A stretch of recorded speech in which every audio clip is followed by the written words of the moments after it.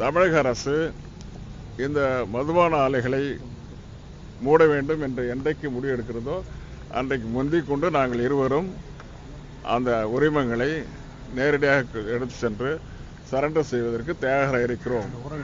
உறவினர்கள் அந்த சாலையின் சார்பாக, சாலைன்னா அந்த தொழிற்சாலைகள் உறவினர்கள் அதில் பங்கேற்றிருக்காங்க. அதனால அந்த பொறுப்பு தார்மீக அடிப்படையில் எங்களுக்கு பொறுப்பு இருக்கிறதா நீங்கள் கருதக்கூடும். ஆகவே அந்த நிறுவனத்தின் சார்பில் அங்கே இருக்கிற இயக்குனர் ஒருவர் அளித்த அறிக்கை உங்களிடம்